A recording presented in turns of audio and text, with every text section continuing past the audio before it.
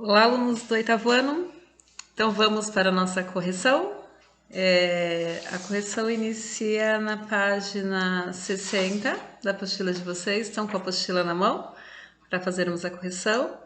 Então, olha só. Quem nunca ouviu esses versos? Que seja infinito enquanto dure. A princípio a gente pensa, ai, que será, né? É uma figura de linguagem, né? Será uma antítese ou será um paradoxo? Não é? A primeira coisa que a gente pensa. Porque o que é infinito é aquilo que não se acaba, né? Infinito é algo que não se acaba. Então fala assim, que seja infinito enquanto dure. Então, enquanto ele não acabar, ele vai durar. A partir do momento que ele acabar, que for finito, né?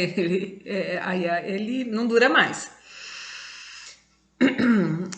Gosto muito desse soneto. E ele há tanto a se explorar nesse soneto, tanto, que uma aula não seria o suficiente, tá? Mas nós vamos, conforme a apostila, conforme as sugestões da apostila, nós vamos explorar aquilo que neste momento, para a idade de vocês, é importante explorarmos. Então vamos lá, vou colocar o soneto aqui que eu adoro. Eu sei decor, mas eu vou acompanhar aqui para não pagar mico.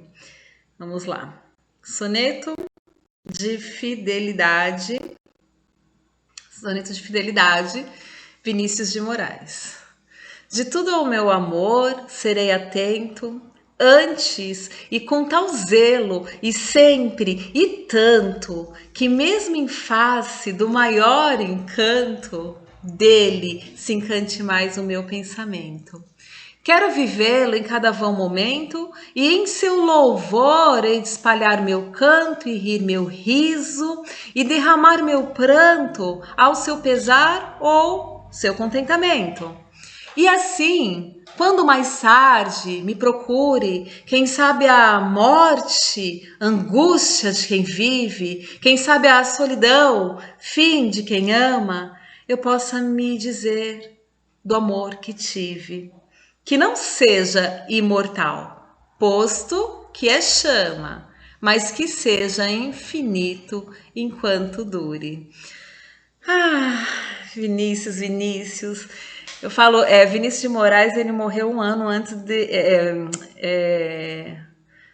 Um ano depois que eu nasci. Então eu falo assim que eu tinha um aninho quando ele morreu, mas eu costumo brincar que essas coisas foram feitas desse jeito mesmo, porque se nós nos encontrássemos nessa vida, não ia prestar, gente. Não ia prestar mesmo. Vamos lá. Nós temos aqui um soneto. Eu perguntei ontem no grupo para vocês, né? Ana Cecília respondeu. é, Miguel Hit também respondeu. Gabriel estava dormindo. Mentira, ele estava fazendo outras lições. Eu perguntei sobre como é composto o soneto, né? Então nós temos 4 estrofes, olha só, no soneto. Uma, duas, três, 4 estrofes.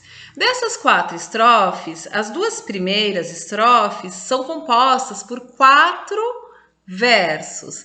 Então, nós temos aqui quartetos e tercetos, tá? Porque as 2 últimas estrofes são compostas por 3 versos. E nós temos rimas também que são características do soneto. Então vejam aqui, ó, atento rima com pensamento. O primeiro verso rima com o último verso nas estrofes em que nós temos 4 versos. O segundo verso rima com o terceiro verso. Então, primeiro com o quarto, segundo com o terceiro, tá? É assim que segue. A mesma coisa aqui. Momento, primeiro verso, rima com contentamento do quarto verso. E obedece o mesmo modelo de cima. Canto com pranto, que são o segundo e terceiro verso. Agora muda, tá? Então, os 2 últimos versos, que são as 2 últimas estrofes, que são compostas por 3 versos, muda. Então, vejam bem, Quem sabe mais tarde me procure. Esse procure vai rimar lá embaixo com o último verso do poema, com dure. A morte, a angústia de quem vive. Vive rima aqui, ó, com tive. Tá vendo que eles dialogam, esses dois versos aqui, eles estão em sintonia, né? Procure, dure, vive, tive, ama com chama. Então há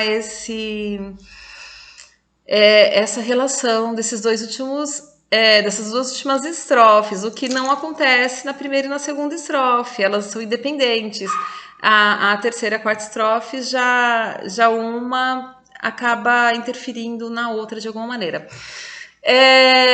O que mais que podemos falar desse poema? Então nós temos aqui, ó, é uma adoração, né? Ele é completamente, ele é louco, ele é completamente apaixonado pela sua amada. Então, não há beleza, não há Gisele Bündchen que apareça na frente dele, que faça ele esquecer a sua amada, que faça o encantamento dele ser maior. Não há, porque ele é louco, ele é completamente apaixonado pela sua amada. Então, vejam bem, mas ele é pé no chão ao mesmo tempo. Ao mesmo tempo que ele morre de amores, ele é pé no chão. Porque quando chega aqui na terceira estrofe, ele fala assim, ó.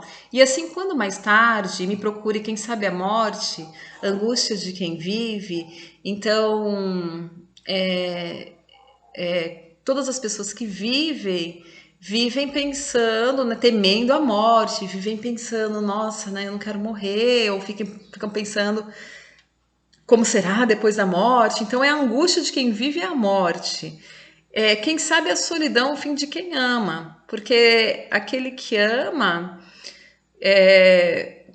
quando perde o seu amor, né? Ele vive solitário, ele vive sozinho. Então, o fim de quem ama é a solidão. Eu posso me dizer do amor que tive. Olha esse que tive que está entre parênteses, porque ele ainda tem, mas ele pensa que no futuro talvez não tenha mais esse amor. Então, por isso que está entre parênteses. Que não seja imortal, posto que é chama. Por quê? Olha só, vamos pensar. Posto que é chama não é o posto de gasolina pegando fogo, não, tá, gente? Chama é o fogo que arde ali, tá? Então, posto é do verbo pôr, não é o posto de gasolina, não. É colocado, né? No sentido de colocar. Então, foi colocado no texto que é chama, ou seja, o amor é fogo. O amor, ele arde. Então, ele é chama, ele é como fogo. Então, que ele não seja imortal. Porque o que é imortal nunca morre.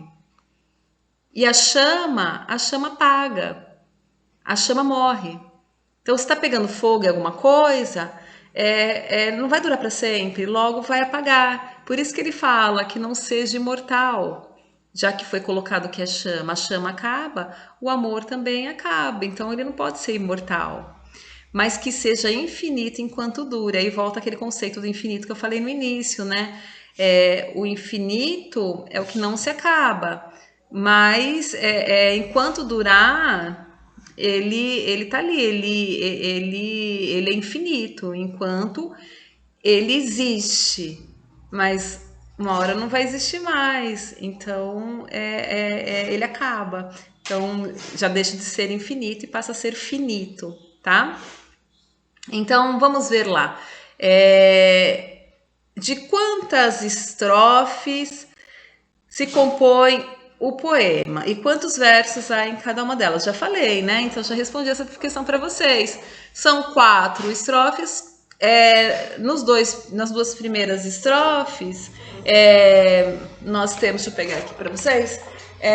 Nas duas primeiras estrofes, nós temos quartetos e depois nós temos 2 tercetos. Então, 2 quartetos, 2 estrofes com 4 versos e 2 tercetos, 2 estrofes com 3 versos, tá? Responderam direitinho? Vamos para a próxima pergunta. Vou descer um pouco. Indique aqui as rimas do poema de Vinícius de Moraes. Então, eu já indiquei para vocês também enquanto eu fazia a leitura, tá? Então, isso aqui já foi corrigida também. Vamos para a próxima.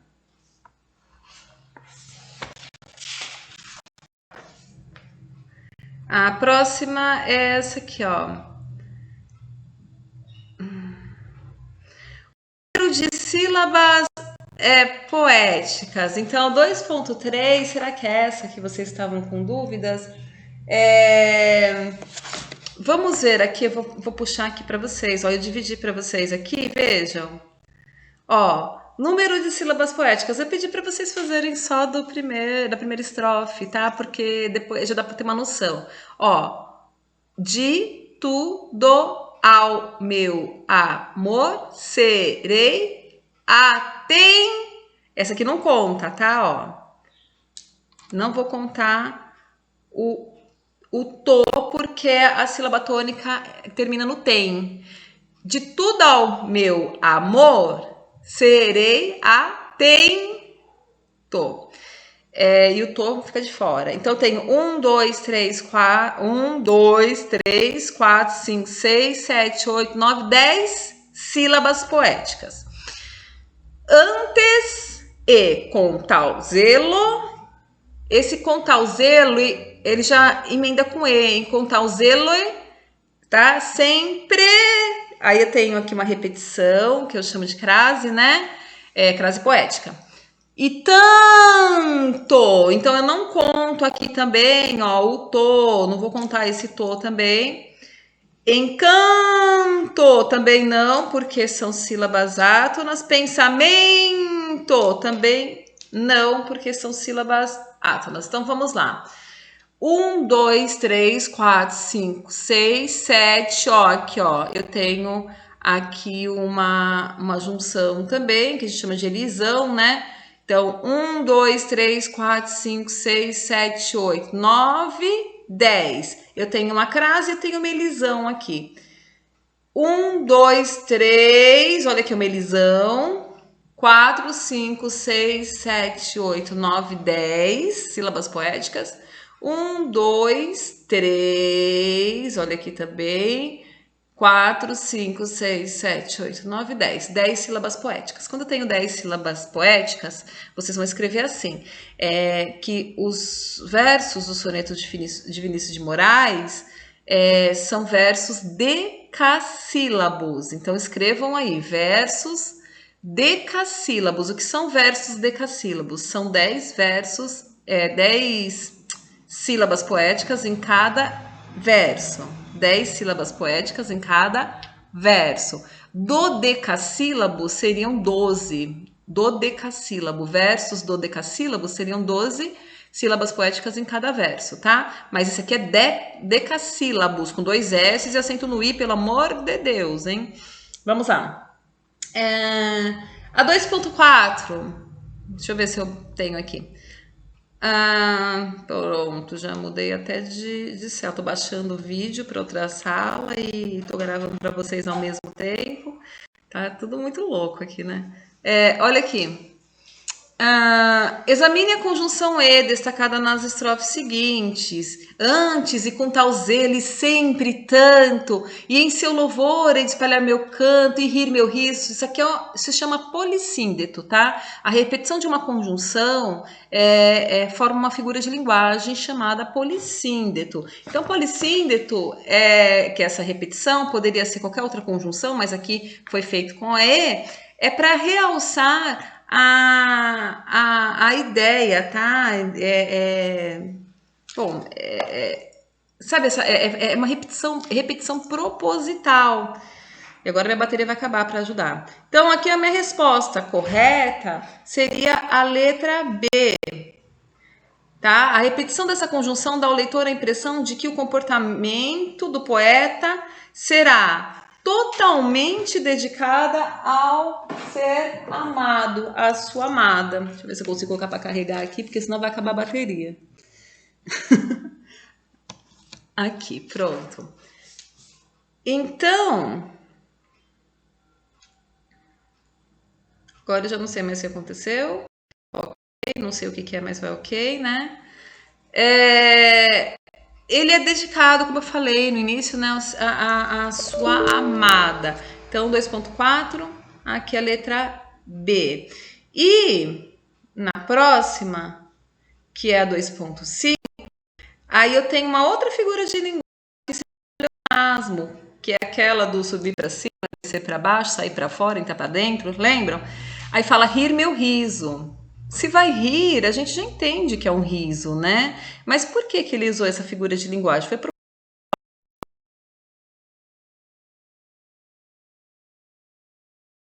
mais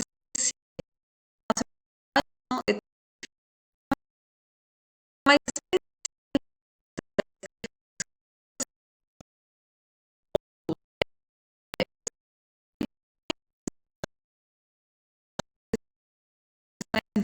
delas e para deixar o texto de vocês mais rico, mais expressivo, tá? E vamos para a próxima pergunta. Escolha entre as palavras abaixo aquela que melhor define a maneira como o eu lírico, que é aquela voz, né, que há no poema, que não é o poeta, não é a biografia do poeta, não é o poeta em si, mas é como se fosse uma personagem criada por ele.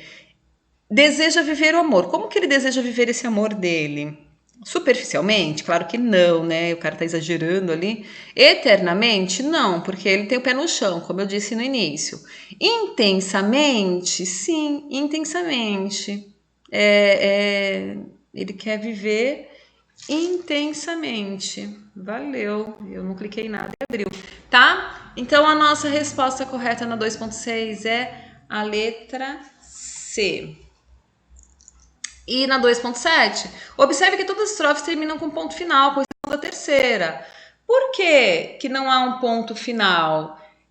Por causa do período oracional. Lembra do período oracional? Forma só um período oracional. Então, isso explica, tá? A formação de um só período oracional explica a pontuação, o ponto final. Na 2.8, na terceira estrofe, o autor usou dois pontos, angústia de quem vive e fim de quem ama. Que outra palavra do texto, cada um desses pontos explica. Então, angústia de quem vive explica a morte e fim de quem ama explica a solidão, tá? Como eu já havia falado também. Na 2.9, o poeta cria uma metáfora para definir o amor. Qual é essa metáfora? Ele usa a palavra chama. Então, a metáfora é a comparação com chama, né?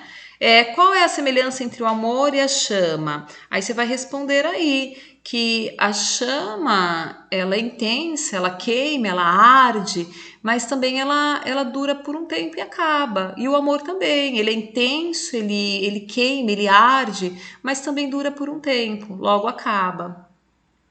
Na 2.10, qual outra palavra do poema está contida na palavra chama? Olha só, o poeta fez de propósito, ele escolheu a palavra chama porque dentro da palavra dele está, dentro da palavra chama está ama, ama é a palavra.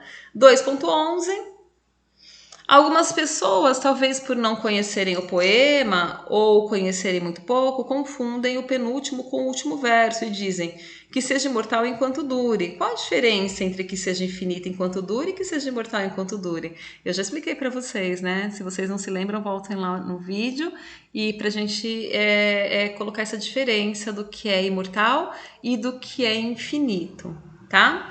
Aí, se vocês não se lembram, voltem um pouquinho lá o vídeo. Agora eu vou pedir para vocês analisarem um outro poema, que é o poema Onda. Mas antes, olha, vejam direitinho aqui sobre soneto, trova e haikai. Nós já estudamos isso algumas vezes. Ah, e eu tenho uma pergunta sobre trova para vocês que vocês vão colocar lá no grupo, tá? Então, olha só, o que é uma trova? Presta atenção no que é uma trova, na explicação do que é trova. E eu quero saber se batatinha quando nasce se esparrama pelo chão está certo, ou se está certo, batatinha quando nasce espalha a rama pelo chão. Vocês vão responder lá no grupo para mim, tá? Lembre-se que eu quero saber qual está certo no sentido de trova, tá? Então, qual está certo para ser uma trova? A batatinha quando nasce se esparrama pelo chão, batatinha quando nasce espalha a rama pelo chão, no sentido de trova. tá? Deixa a perguntinha para vocês colocarem lá. E aí nós vamos fazer o seguinte, nós vamos analisar esse poema Onda. Onda, você sabia que ele forma onda? A onda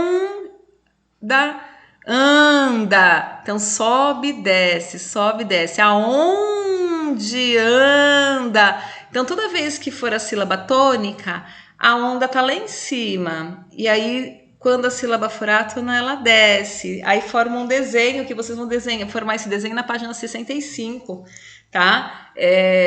Vocês vão formar esse desenho da onda usando as palavras lá na página 65. Então, até a 65, a 66 e a 67. Nós vamos terminar na página 67 e a tarefa 16 que eu vou pedir para vocês, tudo bem? Sons e significados. Então, façam os exercícios até essa página aqui, ó. Aqui, e vamos para a tarefa de número 16. Página 67, tarefa de número 16. Terminou? Dá um ok lá no grupo com o seu número para a professora fazer a anotação, fazer o registro, tá? Certo? Então, depois a gente corrige isso aqui. Um beijo e até a próxima aula.